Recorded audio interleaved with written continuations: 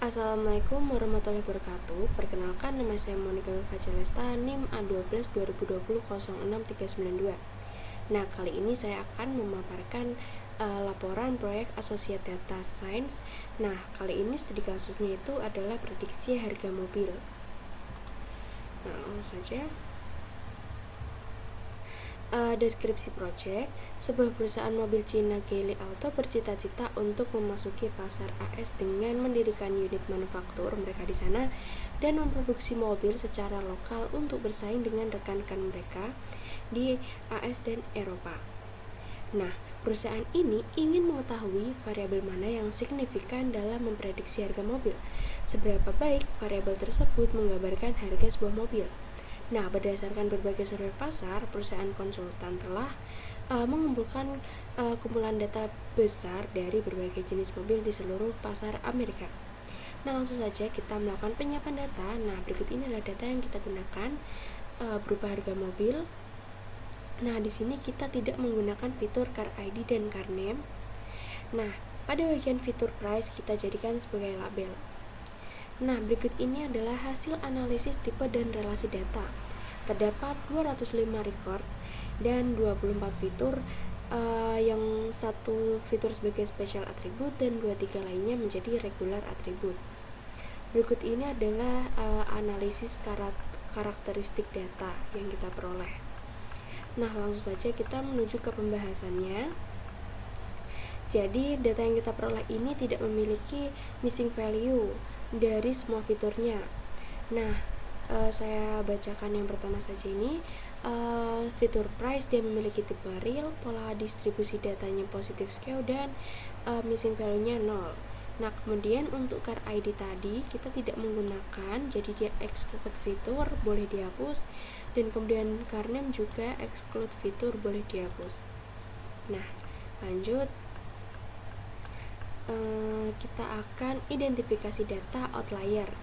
Nah, berdasarkan hasil telah data, maka hipotesis disusun dengan menggunakan atribut price sebagai fitur target dan fitur lainnya sebagai fitur prediktor. Berikut ini. Nah, yang kemudian hasil validasi data. Berdasarkan hasil telah data pada poin 2.1, maka dapat disimpulkan sebagai berikut. Yang pertama, penilaian kualitas data sesuai dengan tujuan teknis data science dengan sajian sebagaimana hasil analisis karakteristik data. Yang kedua, penilaian tingkat kecukupan data sesuai dengan tujuan teknis data science dengan sajian sebagaimana hasil analisis karakteristik data. Nah, berikut ini adalah hasil penentuan objek data. Nah, pada fitur price ini kita jadikan label. Nah, fitur lainnya dia akan dijadikan atribut biasa. Kemudian kita akan lanjut. Karena pada data ini tidak memiliki missing value, kita melanjutkan untuk melakukan pembersihan data yang kotor. Nah, jadi di sini itu banyak fitur tipe data masih dalam bentuk nominal. Jadi kita perlu melakukan konversi tipe fitur menjadi numerik. Antara lain berikut ini adalah fitur-fitur yang masih dalam bentuk nominal. Jadi untuk fitur nominal yang memiliki dua hasil transformasi seperti ini, kita akan ubah menjadi numerik tipe unique integer. Sedangkan fitur nominal yang memiliki lebih dari dua hasil transformasi, kita akan ubah menjadi numerik dummy coding. Nah, kemudian bentuknya akan konfigurasinya akan seperti ini. Nominal to numerical yang pertama kita unique integer. Berikut ini adalah beberapa fitur yang kita masukkan. Kemudian yang kedua itu kita dummy coding. Berikut yang dimasukkan akan menghasilkan data menjadi seperti ini. Nah, setelah itu kita akan lanjut ke step selanjutnya, yaitu mengkonstruksi data yang dilakukan dengan menentukan fitur dan merekonstruksi data. Nah, perlu diketahui di sini hanya lokasi yang dijadikan dummy coding. Kita akan melihat hasil evaluasi. Hal lain yang kita lakukan nanti adalah mengubah dummy coding menjadi unique integer. Apakah akan berbeda hasil evaluasinya? Nah, tahap berikutnya adalah mengecek kembali record yang menjadi outlier. Kita memasukkan operator detect outlier distance. Kemudian kita memasukkan operator filter example sebagai berikut. Konfigurasinya outlier equal false. Nah, dari sini dihasilkan record yang terpilih menjadi hanya 200 record saja, karena sebelumnya itu kan 205 record ya. Nah, lanjut kita menentukan label data. Untuk menentukan label data, kita dapat menggunakan set role dengan konfigurasi sebagai berikut. Atribut name price, target role-nya label. Nah, kemudian lanjut kita melakukan pemodelan. Yang pertama, membangun skenario model. Teknik pemodelan yang dimungkinkan dengan karakteristik data yaitu model regresi linear. Alasannya kenapa? Karena kita akan mengukur prediksi dari dataset nilai dan semua atribut memiliki tipe data numerik. Nah, yang kedua, untuk melihat korelasi antar variabel menggunakan korelasi matriks dan untuk evaluasi menggunakan RMSE. Nah, yang kedua, kita harus menyiapkan parameter model, memilih atribut dengan melihat tipe numerik dari tiap variabel dan melakukan korelasi fitur. Di sini kita memasukkan operator korelasi matriks yang mana include special attribute, normalized weight, dan square korelasi. Nah, akan didapat data seperti ini. Nah, berikut ini adalah dilihat dari korelasi, ada beberapa korelasi kuat antar fitur-fitur yang ada.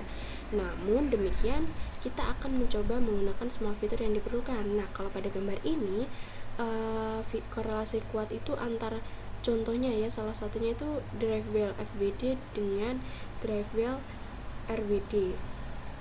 Nah, lanjut kita memasukkan operator select by weight berikut ini. Nah, di sini kita menggunakan tools pemodelan yang mana menggunakan RapidMiner dan algoritma regresi linear untuk menguji data testing. Berikut ini rangkaian pemodelannya. Jadi selama proses tadi kita akan memasukkan ke dalam blok pre-processing. Nah, akan menjadi seperti ini. Di sini kita memasukkan split data yang mana dibagi 0,9 untuk training dan 0,1 untuk testing. Nah, lalu kita memilih performance RMSE seperti ini. Nah, langsung kita mengevaluasi hasil pemodelan. Nah, yang pertama menggunakan mode data real. Dari 90/10 fitur seleksi linear regresi t-test mendapatkan hasil regresi linear berupa seperti ini. Nah, dari gambar didapatkan garis regresi dari model yang dicari. Berikut ini adalah garis-garisnya. Nah, lanjut menilai hasil pemodelan. Nah, di sini kita ada 4 model. Yang pertama itu 90/10 fitur seleksi linear regresi M5 prime. Jadi, linear regresi M5 prime di sini dia menghasilkan RMSE sebesar 4483.213 seperti ini. Nah, pada kedua ini 90/10 fitur seleksi linear regresi t-test. Nah, kita ganti jadi t-test. Nah, kemudian dia memperoleh RMSE sebesar 5761.307 berikut ini. Nah, lanjut yang ketiga, 90/10 tidak pakai fitur seleksi.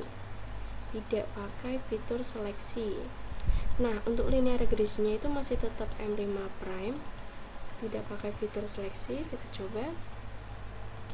Nah, dia itu menghasilkan RMSE sebesar 2881.285. Nih. Nah, yang terakhir ini tidak pakai remove outlier. Tapi untuk linear regresinya dia masih menggunakan M5 prime. Tidak pakai remove outlier. Nah, akan dihasilkan RMSE 5705.757. Nah, dari keempat pemodelan, evaluasi pemodelan yang menggunakan RMSE, yang terbaik hasilnya ada di kondisi 3, yang mana 90/10 tidak pakai fitur seleksi, yang berarti RMSE terbaik ada di 2881.285 yang paling mendekati 0. Nah, sekian pemaparan saya tentang hasil pekerjaan UAS. Mohon maaf jika ada salah kata. Terima kasih. Wassalamualaikum warahmatullahi wabarakatuh.